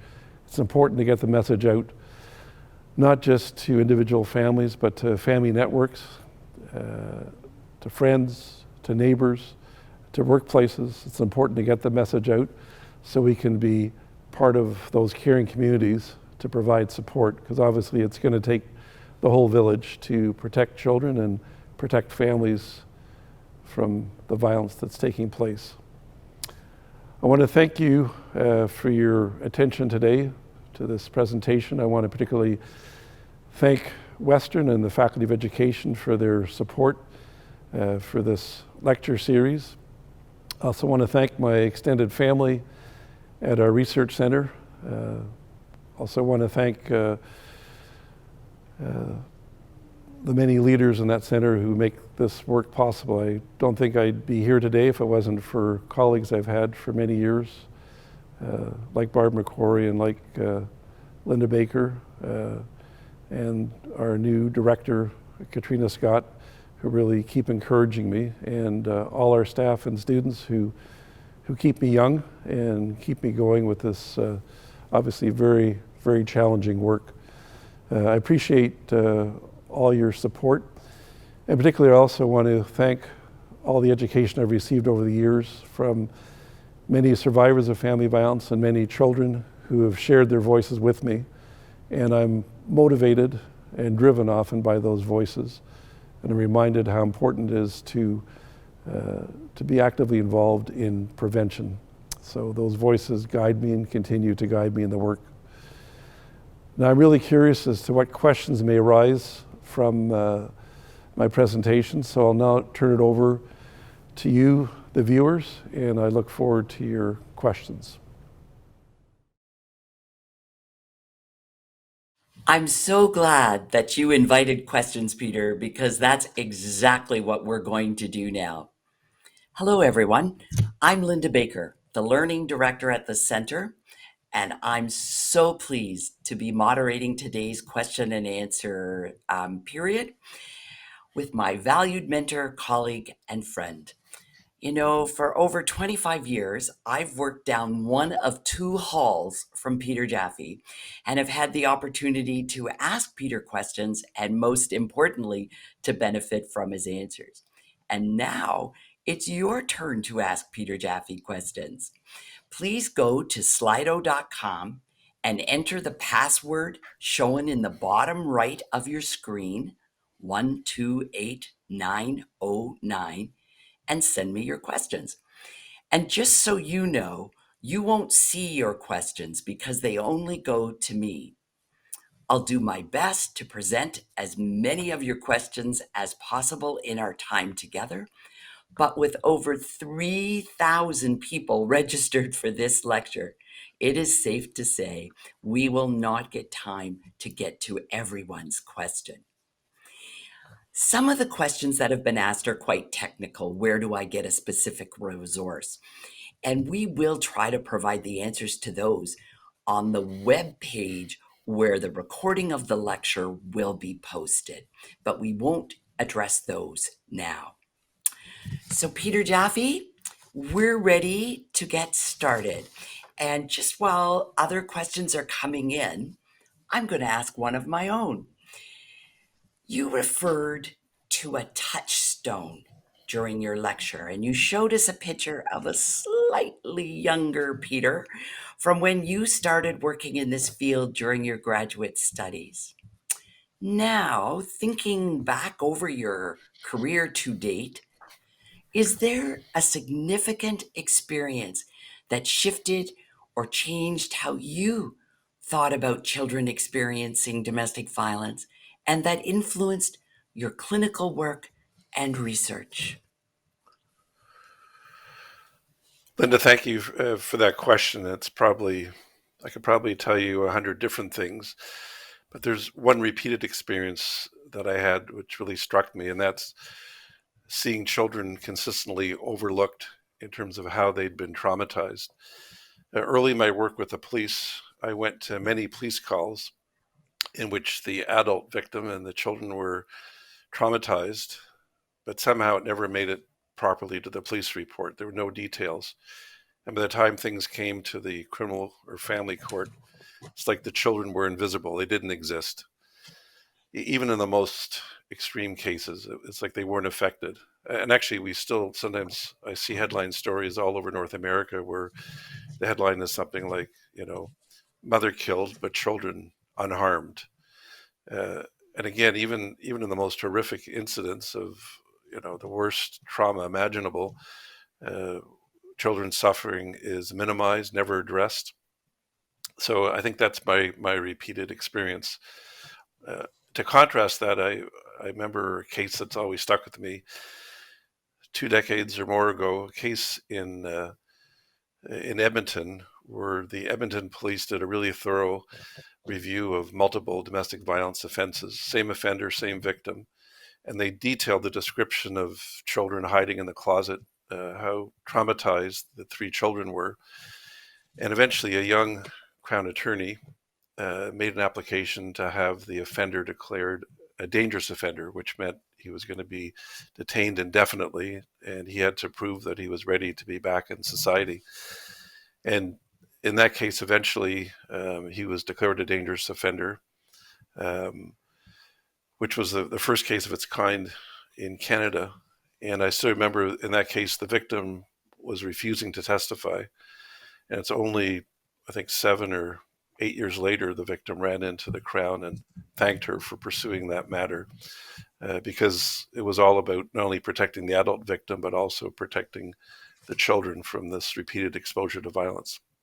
So again, my repeated experience is really the extent to which children are overlooked. And to me, that's unacceptable in 2021. Thank you, Peter. Peter, we're going to shift now to questions from our audience. And the first one is, will you comment on the relationship, if there is one, between domestic violence and misogyny? Misogyny and domestic violence and domestic homicide are linked. Actually, the Ontario Domestic Violence Death Review Committee added misogyny as a risk factor in our list of now 41 risk factors that are all associated with homicide and with repeat domestic violence. So we've seen it pretty clearly in the records in terms of the extent of hatred of women and how that motivates and justifies domestic violence and domestic homicide. So it's a factor that we need to consider and take seriously. Peter, this pandemic that we're living in seems to be never ending, as we're now in the 5th wave. And we've learned many things from responding to the challenges of the COVID-19 pandemic. And just wondering from our audience, what do you think we've learned about intervening with and supporting children experiencing domestic violence during this difficult time? Well, Linda, I think it's been an extremely challenging time. COVID really enhances abusers' control over victims and children, given that abusers' strategies include isolating the victim and children, that this is obviously one of the worst times in our history. So clearly the answer lies in finding ways to break down that isolation. And obviously it depends on policies and practices in place from one jurisdiction to another. But I think it's making sure that teachers remain vigilant. Obviously, teachers in the classroom, and making sure that friends, family, neighbors find ways to reach out to children. I mean, looking for appropriate ways to involve and include children, making sure that we find a way to break down the isolation and make sure that safety and stability for children is always a priority. So I think it's certainly one of the most challenging times, but it means we have to redouble our efforts to break down the isolation and find legitimate ways for victims and children to be out of the home in ways that are obviously safe under these conditions.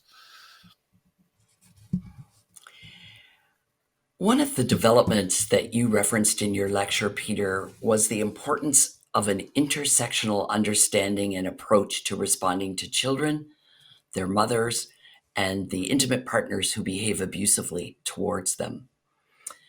But what does that actually mean when it comes to practice? What it means in practice is it's not one size fits all. I mean, I go back to some of the things that I studied or wrote about with my colleagues in the late 70s and early 80s, and probably sometime in the 90s. And somehow we were looking for simple responses to very complex problems. And I think what we've learned is that families are unique, and the context in which families live is very unique. And therefore, I mean, things that we take for granted, like telling people to call the police, call 911, not everyone feels safe calling 911. Not everybody has the same impressions and ideas about the police. Whether you're looking at, Indigenous people who've lived with the aftermath of oppression, colonization, residential schools, thinking about institutions like police or even the Children's Aid is not a positive thought, and they don't not necessarily identified as helping agencies. If you're an immigrant or refugee in the country, your go-to place, may be, your faith community, it may be immediate family, and you'd never think about going into an outside agency. So to me, in most practical terms, without, giving you 10 other examples, we need to think of each family with its unique context and the solutions that are going to be the most appropriate for that family, because we work with very diverse communities, and it's no longer one size fits all. I know in our death review committee years ago when we started, we were looking to profile domestic homicides. And now the reality is you have to think about domestic homicides with younger couples who are in a dating relationship, with older couples, with declining health issues and mental health, physical health issues. You're looking at other couples who are involved in a struggle dealing with issues around child custody and parenting arrangements. So I just think there's so many different realities, and we really have to start with not just general information about domestic violence, but also start with the context of families' lives and individuals' background. Thank you for that answer. Peter, anybody who knows you knows that you've been committed to universal and targeted prevention initiatives. And one of our participants wants to hear you answer, can individuals who have behaved abusively learn to not be abusive? Or are we wasting our time? You're definitely not wasting our time. I think I'm optimistic that many people can change. I mean, what the research suggests is that getting individuals who are abusive involved in intervention programs. I mean, we have a number of programs across Ontario and across the U.S. and Canada. I think the key thing is having people engaged in a program to ensure there's proper compliance, to make sure that all the issues are addressed. Because sometimes you're dealing with multiple issues, dealing with violence, issues with addiction, issues with, appropriate housing, education, employment. I think we have to provide more comprehensive responses for many abusers. And our resources vary. I mean, we have some jurisdictions in the U.S. where if you're found guilty of domestic violence, you'll be in a battered intervention program for 52 weeks. In Ontario, we have a short program of 12 weeks, not enough hours. So we need to probably boost or significantly what we do. I think those programs include regular monitoring, if they include contact with a victim, to monitor meaningful change with the perpetrator. And also if we engage the perpetrator to look at the impact of his behavior, not only on the victim and subsequent relationships, but also the impact on the children who are exposed to violence, we can often motivate perpetrators. So I'm hopeful. I mean, we don't, obviously we're talking about trying to be successful, in the majority of cases, with a clear commitment and, review of compliance and monitoring change. But I remain optimistic that we can change the ways of the majority of perpetrators. I've rarely met a happy perpetrator. Most men involved in intimate partner violence have very unhappy relationships with their spouses and with their children, and need that change. And sometimes that motivation may come from a judge or other external factors. But I remain optimistic that it's possible with our ongoing efforts. Encouraging. Peter, we're both parents and have had many discussions over the years about the delights and rewards of being parents. And we've also talked a lot about parenting worries. And one of those worries is shared by some of our participants, namely that children and youth have unprecedented access to violent media in the form of video games, TV, movies, and online access to pornography. The question is, do violent media portrayals affect children and youth that have been exposed to domestic violence differently than other youth? I think exposure to violence in the media is an additional risk factor. So in my view, without oversimplifying things, if you're growing up in a home exposed to domestic violence, if you're spending your time playing violent video games, watching the most, violent movies over and over again, if you're exposed to pornography that degrades, demeans women, if your favorite music is violent in its themes, everywhere you turn, everything you listen to reinforces those images of violence. And that even extends to sports, to the extent I know we've certainly, reduced the level of violence in hockey. It's still there, but the extent to which everything you see in terms of how our definition of masculinity, it has to involve violence that's not controllable. I think unfortunately it reinforces those messages. So in short, children exposed to violence in their home are going to be more vulnerable to those messages, and the more messages, the higher the diet of those images. I think the bigger the concern in the long run. So I think we have to do a better job. I know as a parent I've struggled. I have 4 boys, and I probably did a better job with my older sons. But it's a constant battle, and now because it's 24/7 on your phone, any place, anytime, it's getting harder and harder to manage. So I think parents have to again redouble their efforts, and I say that as a parent who certainly struggled to keep up with my younger kids. People who know you, Peter, know you've worked extensively with the legal system, both the family court system and the criminal justice system.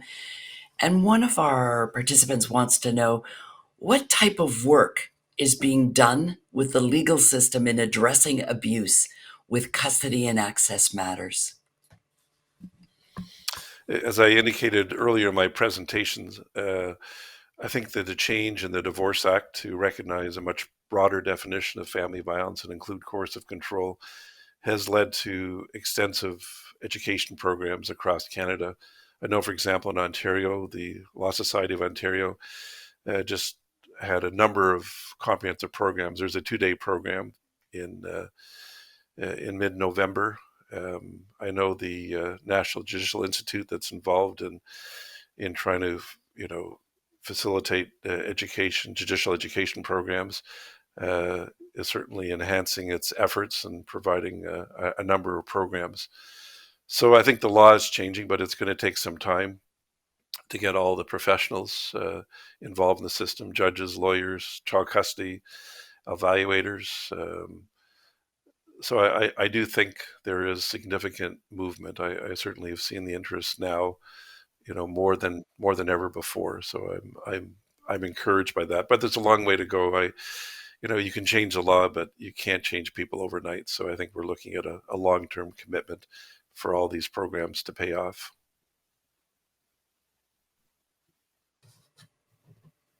Peter, children and youth spend most of their time at school once they enter the school system. And often we talk about they have more face-to-face time with teachers than with parents.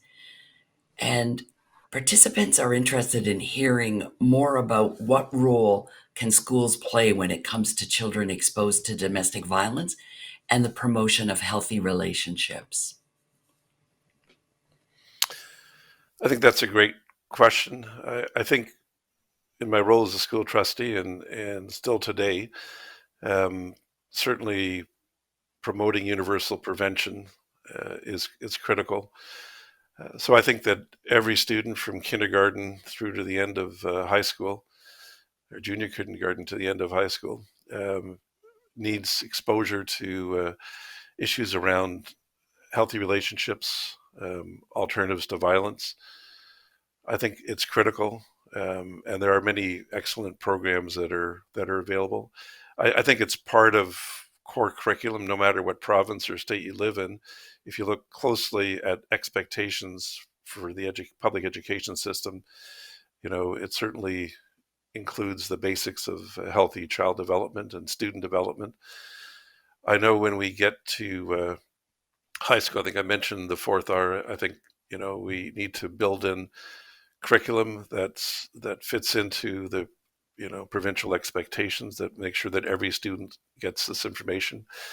We also know that we want to make sure teachers are aware. I mean, I know, Linda, that you did a lot of work with the Elementary Teacher Federation Ontario, and also there's other work has been done in other provinces to ensure that teachers are aware that in the average classroom there may be 3 to 5 children living with the aftermath of domestic violence. So we need to make sure that teachers are aware that when there's domestic violence at home, children may show the impact in a variety of ways. Children, people have written about children being the canaries in the coal mine. We see the impact. It may come out in their behavior and their play and their writing, but we need to make sure teachers are well informed.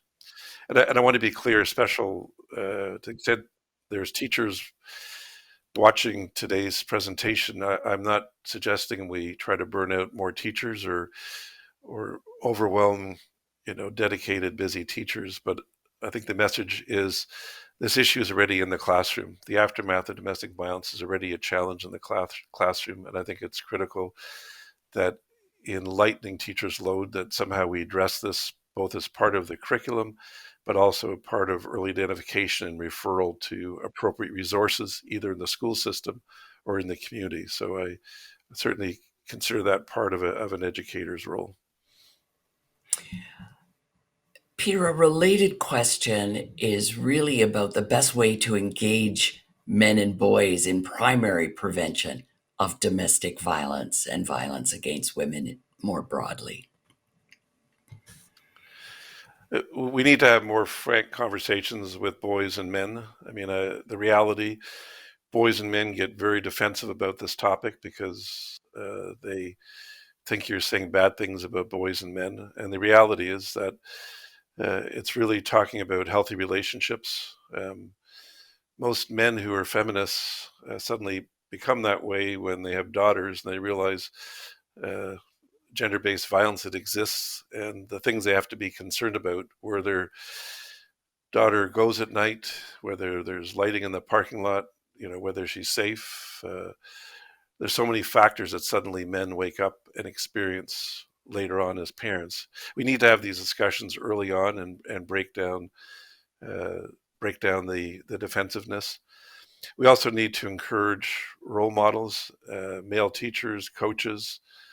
I know within our community, within the London community, we had an annual Father's Day breakfast before COVID. We invited every high school to send 4 or 5 boys and teachers and coaches, and we had presentations, often led by our Western football coach, Vanier winning coach, Greg Marshall, who talked about the importance of engaging boys and men in this topic. And we had a number of guest speakers and small groups discussion. And then also a lot of spin-offs. Different schools took on different initiatives. So that's one very concrete example. But I think engaging boys and men has to be an ongoing activity, and they certainly need a special outreach to get through the defensiveness and see this more as a social justice and human rights issue. Peter, as you know, I've attended some of those breakfasts, and a lasting memory will be just seeing this whole venue filled with young men, and then seeing such inspiring role models, talking to them in a language they understand, and role models that they look up to as sports figures, and then talking to them about gender-based violence and respect and healthy relationships. It's amazing. Go ahead, Linda. Just on that point, just a anecdote. I mean, I try to be a good role model, the best of my abilities. But it's interesting. I can talk till I'm blue in the face, and at some point, kids turn off listening to their parents. Could be my presentation style, or it could be the PowerPoints I have at breakfast or dinner. but it's amazing to hear one of my boys say to me, Coach so and so just told me this. And it's something I've said 10 times, but wasn't taken as seriously as when the football coach made the same pitch. So it is that boys have to hear from multiple voices. It's all the role models, teachers, coaches, grandparents, uncles. It's critical. And then those young men grow up to be adults, and we hope that they benefit and take with them those lessons. Peter, you talked about centering children and youth and working in ways that amplify their voice and choice. And that certainly excites many of us in this field. And it was so great to hear you discuss that in this lecture, and how it flows from the UN Convention on the Rights of the Children. We know this is important for all children and youth, but can you talk to us about why it's so important for children that have or may be experiencing domestic violence? Again, from my earlier comments, when we started the questions, I think I commented on how children are overlooked. They're neither seen nor heard. And I think the UN resolution has special significance, because I'm certainly within family court, I'm seeing more and more where children's voices are being dismissed. I certainly see that in a number of parenting disputes where there's clearly a history of coercive control and domestic violence, and it tends to be rebutted these days by someone saying, well, it's none of that ever happened. It's just one parent's attempt to alienate the children against the other parent. And then somehow children's voices have gotten doubly lost. First of all, they're not heard in court. And if they are heard, what they say is dismissed as potentially a form of parental alienation. So I think it's critical that we find ways to give children voice, and we respect and understand that voice, and don't use the concept of alienation in a harmful way to repress children's rights and children's voice. This is happening all too often. I think there's probably more children who need lawyers when they go to court to make sure their own rights are recognized. because I think, often, certainly as children get older, their voice and having an input into the system and being part of decision making about their future, I think is critical, and we have to recapture that. Mm-hmm. Definitely an exciting development.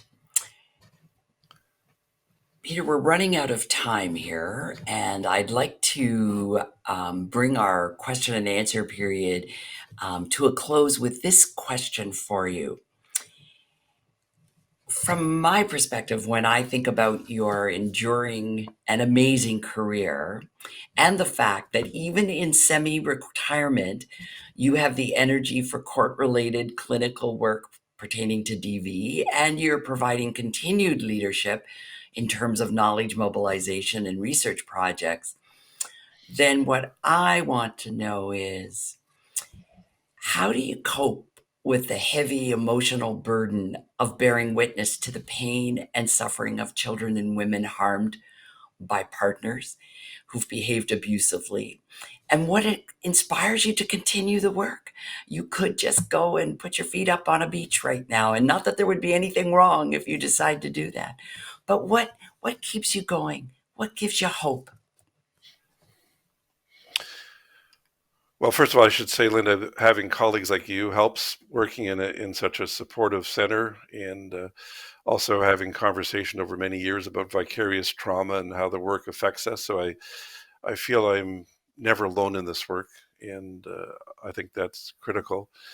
I remain hopeful. I've seen tremendous progress, certainly over since that first picture from 1973, working with the London police. The analogy I would use for myself is that I feel like we're 40 kilometers down a 100-kilometer road. There's so much progress. There's growing awareness. There's, reform in legislation, policy, practices. So we've come a long way, but there's still a long way to go. But I think we have to remind ourselves we're not at the starting point. I also feel that I constantly inspired by survivors, and their voices remind me every day of the challenges and the need to keep going. Over the years, I've had many interviews where a survivor starts, our initial interview, we're establishing rapport and what my mandate is, and they say to me, I admire you, and can't believe the work you have to do. And my response always is, don't admire me, admire yourself, because I admire you and all the struggles you've had to manage to get to this point. So I always feel like my job is nothing compared to, obviously, the thousands of victims and survivors and family members that I've worked with over the years.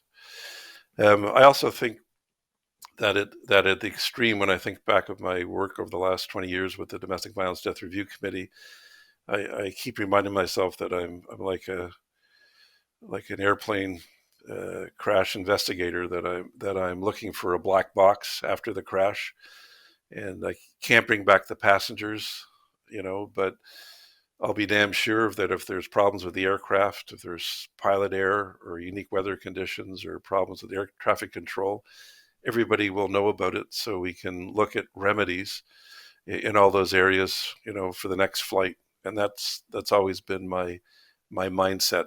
So I feel I owe that to all victims and surviving family members, and I think we all do. Peter Jaffe, thank you for allowing us to honor you with the annual Peter Jaffe Lectures on ending domestic violence, and for giving the inaugural lecture and staying to answer these questions. I was thinking, most people who've taken a course that includes even a small segment on domestic violence, as well as all of those working in the field with families affected by domestic violence, have read and been influenced by Dr. Jaffe's groundbreaking work on children experiencing domestic violence, custody and parenting arrangements when DV is a factor, and on the misuse of parent alienation in family court, and on extreme situations where domestic violence results in domestic homicide. And Peter, I know and believe that I speak on behalf of all the students, colleagues, and anti-violence workers, allied service providers, and child and adult survivors who have both informed and benefited from your work when I say, I'm so glad that your version of semi-retirement means you will continue to answer our questions, to educate others, and to continue working to end domestic violence. I want to thank everybody who joined us today and stayed for this rich question and answer period. And I want to give a special thank you to all who've donated to make this series lectures happen. And a special shout out to Unifor and the Faculty of Education at Western for their very generous donations. Peter, did you have a comment before we turn it over to our elders to bring a closure to the day? Linda, just to say thank you for being part of this event and all the support in making it happen.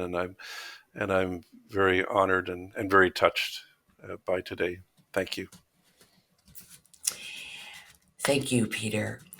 And now we're going to ask Elders Mary and Dan Smoke to bring a close to our space in a traditional way. So we would like to say miigwech to Dr. Peter Jaffe for his work that he's done. I know he spent a lot of time in the city here of London helping communities, and he's even done work with the Native Indigenous community here. I saw that he had he was at some conferences with our friend Gloria Alvernus Mulcahy, and we need all the help we can get because our people need help because we have suffered so much. Our people had a way of life, and when the non-Native people came here, they tried to change our whole way of life. And so our women had gender equity, and so when the non-Native people came here, their women were chattel. So the non-Native men somehow got our men to become abusive and disrespectful to our women. So a lot of our people are returning back to the teachings that have been hidden while the residential schools were happening. Our people still kept those ceremonies alive. So there's a bunch of us who want to help all of our nations, so we need the help. So we would ask for you to come and help us organize with, with our youth and with our educators and our scholars, so we can help heal the whole Turtle Island, because we have to learn how to live in peace and harmony in order to survive on this earth. So we would just like to say miigwech and Yahweh, which is thank you in Ojibwe, and thank you in the Iroquois language. And we want you to know that in our way, you don't retire, you get recycled. So you get reassigned. So you're going to be in for the ride of your life. You're going to be busier than you were before, so I'm just warning you, because we're a couple years older than you, so we already retired, and our days are super busy. So have a good retirement. Yes, and I'd just like to say yes. We've always acknowledged March 6th or December 6th ever since the Montreal massacre. Yes. We've always recognized International Women's Day. We've always recognized the Anti-Violence Day, February 14th. Those are big days in our community as well. And so we're working in conjunction with people like Dr. Jaffe, and we just want to say that it's up to all of us. It's up to the men, especially the men, to start to change their way of thinking, their way of this learned behavior that we've learned from years and years and years of generation. But it's also time for all of us to come together, like you say, Mary Lou, in spiritual coexistence, so that we can all be here in harmony and always have respect for one another. So in the spirit of our ancestors, all my relations, Daneto. And I will close with a Native American prayer. This comes from the Lakota people, and I am part Lakota. I am 5 parts Ojibwe, 1 part Lakota, 1 part Mi'kmaq, 1 part French. So we will share this prayer by Chief Yellowhawk. O Great Spirit, whose voice I hear in the wind, and whose breath gives life to all the world, hear me, I come before you, one of your children. I am small and weak.